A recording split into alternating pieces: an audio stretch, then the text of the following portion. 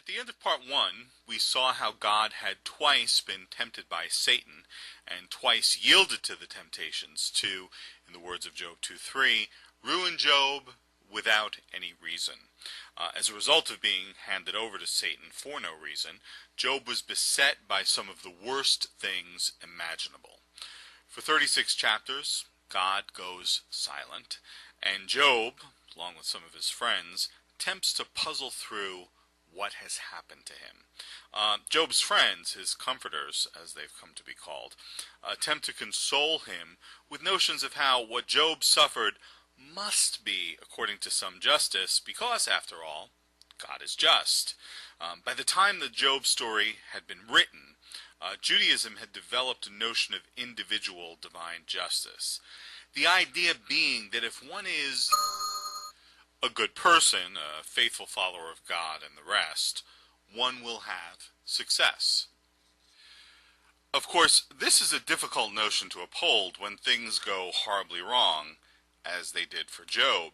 So Job's friends try to solve the problem presented by Job's situation with the notion of individual divine justice as their first and necessary premise. Each of the friends basically offers some version of the following argument. Number 1, God is just, always and everywhere. Number 2, the just God rewards good people with success. Number 3, Job was stripped of the rewards of success. Number 4, therefore, Job was not a good person. As one of the friends puts it, according to what I've seen, those who plow iniquity and those who sow trouble harvest it. And another, does God pervert justice? Or does the Almighty pervert what is right? If you, Job, were pure and upright, surely now God would rouse himself for you and restore your righteous estate. In other words, Job, it must be your fault. Interesting how the uncritical embrace of certain theological notions leads to the wrong result, isn't it? These sorts of claims lead Job to question God. Initially, the questioning is somewhat gentle. Have I sinned? What have I done to you, O watcher of humans? Why have you set me as your target? Why do you not pardon my transgression and take away my iniquity? Eventually, Job catches on to what is actually happening to him. For God bruises me with a tempest and multiplies my wounds without any reason. He will not allow me to get my breath, but saturates me with bitterness. When Job talks about God multiplying his wounds without cause, without reason, he uses the exact same Hebrew word God used back in chapter 2, verse 3, to describe what God had been incited by Satan to do. You incited me against Job to ruin him without any reason. Job comes to another realization. If it is a matter of power, behold, God is the strong one. And if it's a matter of justice, who can summon God? In other words, who can sue God?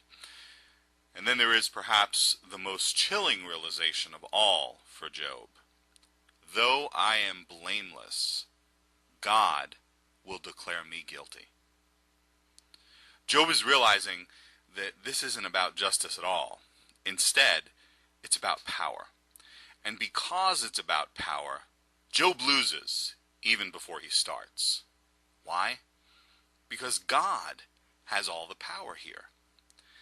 Even though Job is blameless, guiltless, Job uses the same word God used to describe Job back in chapter 1, verse 8. My servant Job, there is no one like him on the earth, a blameless and upright man. Even though Job is blameless, he says, God will lie and say Job is guilty of something. It all comes down to a crude power calculus. God is powerful and Job is not. And Job recognizes that is what God is basically telling him. Might makes right. Some religious, particularly Christian readers of Job, act as if none of what I'm talking about here is in the text at all. I'm not one to quote Richard Dawkins with any regularity, but his question from the God delusion is most appropriate here. Do these people never open the book they believe is the literal truth? If there are any Christians watching this who haven't read the text of Job from the first verse of chapter 1 to the 17th verse of the 42nd chapter, the last verse in the book, you need to do so. You will be astounded when you do. The text is a howl against the injustice of the world, and God is portrayed as being at the root of the problem. Far more troubling than Christians who've never read the book all the way through are those who have read it and, to put it mildly, gloss over the book's disturbing portrayal of God and his actions. A text comment posted in response to the first part of my look at the book of Job exemplifies this glossing over quite well. C. Krieger 36 wrote, "Your goal is to make God out to be a monster, and I won't play that game with you. I know God the Father personally, and I don't have to defend him." One is compelled to wonder whether C. Krieger 36 knows the same God Job knew, about whom Job said, "Though I am blameless, God will declare me guilty." Is that the God who doesn't need any defense, the one who falsely declares people guilty? The book of Job culminates in God's appearing to Job in a whirlwind. Amazingly, given all that Job has endured, God appears to be furious with Job and all of his questioning. Most importantly, God totally ignores all of Job's questions about divine justice and fairness in favor of going on, over the course of 4 chapters, about his power.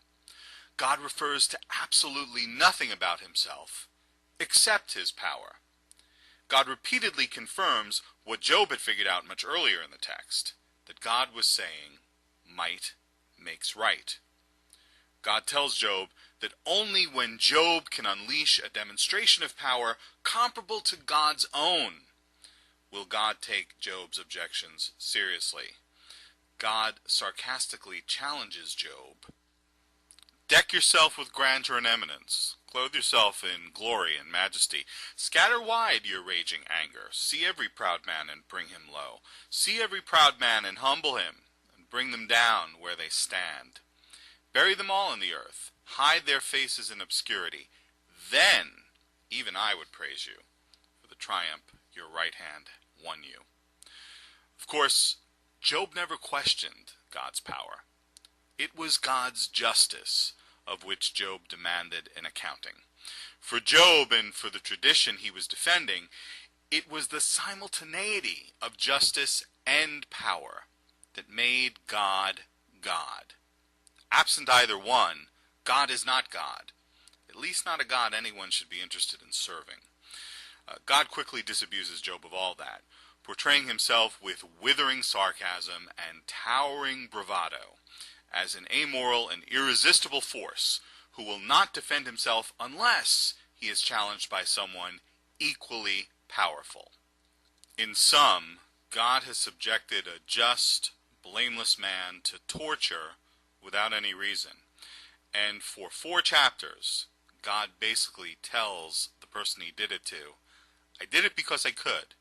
If the day comes that you can, then we can talk." Job recognizes what he's up against here, and he does what any sane person would do when utterly overwhelmed by the power of another. He surrenders. A Jewish translation of Job 40:4-5 captures it nicely. "Look, I'm of no account. What can I tell you? My hand is on my mouth. I've already spoken once. I will not harp. Why go on? I have nothing to add." The white flag of surrender is waved. The powerful has crushed the impotent once more. If there is a caring and loving God, then why do no prayers ever work? And the prayers which are claimed to work only happen on medical issues which could resolve themselves naturally. For example, you never hear anyone claiming that a limb has regrown. You never hear anyone claiming that they've come back from the dead. If the Bible miracles are actually correct, then why do they all seem simple and unimpressive, as if they've been written by someone with no idea of what is actually possible in this universe. If you read, for example, Stephen Hawking's A Brief History of Time, and contemplate the lip of the black hole, whereby if one could stand, one would see the future and the past for an infinitesimal second, then you are contemplating ideas far more awesome than Moses and his rather unimpressive burning bush. You know man made God when God hates all the same people you do. Why is it that no one ever thinks they are going to hell? Why is it everyone thinks God is always on their side? Could it be that gods are shaped in the image of man? Over 99% of the species that ever walked, flew, or slithered upon this earth are now extinct. This fact alone appears to rule out any intelligent design. When we look at the natural world, we see extraordinary complexity, but we do not see optimal design. We see redundancies, regressions, and unnecessarily complications. We see bewildering inefficiencies that result in suffering and death. We see flightless birds and snakes with pelvises. We see species of fish, salamanders, and crustaceans that have non-functional eyes because they have continued to evolve in darkness for millions of years. We see whales that produce teeth during fetal development, only to reabsorb them as adults. Such features of our world are utterly mysterious if God created all life on earth intelligently. None of them are perplexing in the light of evolution. Sam Harris, Letter to a Christian Nation. If God made man with dominion over the animals, then why did he make 10 species of virus for every species of animal? And why did he give the viruses dominion over us? God explains less and less all the time. Whenever we've found something that we can't explain, like the rivers or the earthquakes or the moon or the sun or the stars, we automatically said, it must be God, it must be a divine creator. Then, a few decades or centuries later, science came along and showed that it had a natural explanation. The only thing which we use God to explain now is the Big Bang. We don't even use him to explain the beginning of life anymore, not since the invention of abiogenesis. I think that one day we will also find what caused the Big Bang. The total amount of suffering per year in the natural world is beyond all decent contemplation. During the minute that it takes me to compose this sentence, thousands of animals are being eaten alive. Many others are running for their lives, whimpering with fear. Others are slowly being devoured from within by rasping parasites. Thousands of all kinds are dying of starvation, thirst, and disease. It must be so. If there is ever a time of plenty, this very fact will automatically lead to an increase in the population until the natural state of starvation and misery is restored. In a universe of electrons and selfish genes, blind physical forces and genetic replication, some people are going to get hurt. Other people are going to get lucky, and you won't find any rhyme or reason in it, nor any justice. The universe that we observe has precisely the properties that we should expect if there is, at bottom, no design, no purpose, no good, no evil, nothing but pitiless indifference. Richard Dawkins, The Utility of God. If God is just, then why would he punish you infinitely for finite sins? If you steal one too many bananas from a shop on earth, he will send you to hell forever and ever and ever. That doesn't seem just to me. What crime could ever be so bad that it deserves infinite punishment? Occam's razor says that however improbable it is that the universe just popped into existence all at one moment, it is even more improbable that God popped into existence, then was able to create the universe, as two actions are always more complicated and therefore more improbable than one. Which God exactly is he or she? There have been thousands, tens of thousands of gods over the years. There have been the Egyptian gods, the Greek gods, the Babylonian gods, the Aztec gods, and we all think that they seem ridiculous and childish when people worship them, unless they happen to be in our present time, like the Islamic gods or the Christian gods. So which God is it? If life is a test, then why is it not a fair test? I, for example, have a much easier test, if the test is being moral, than the test of a starving African child who would definitely be tempted to steal. And I have a much easier test than an orphan, say, who never had any family or moral upbringing. So really, if a God wanted to test his subjects, would he give them such unfair and harsh conditions? When you think about it, is there any one sentence in the Bible which could not have been written by a man who lived 2,000 years ago? Is there any reference to an advanced divine knowledge of maths? Is there any reference to a circular earth? Is there any reference to science or a cure for cancer in some way? Anything useful or clever? There is no such thing as magic. If God is our moral lawgiver and made us know right from wrong, then why do our moral laws keep changing and evolving? For example, in the 1700s people thought slavery was okay and just. In the 1800s people thought women not being allowed to vote was okay and just. In the 1900s people thought that abusing people because they were gay was okay and just. Clearly, our morals are not coming from one source, i.e. God. Why does God go to such extreme lengths to hide his own existence? Why, for example, did he use evolution to make us? Because evolution looks just like an entirely undriven, unguided natural process of probability figures and time. If the Bible is true at all, then why is everything that God says and does in the Old Testament so cruel and wicked?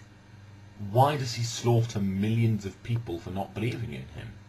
Why does he ask Abraham to kill his only son as an act of faith?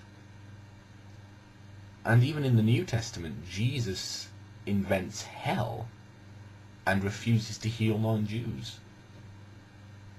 If any of this is true, wouldn't they be somewhat more moral than this?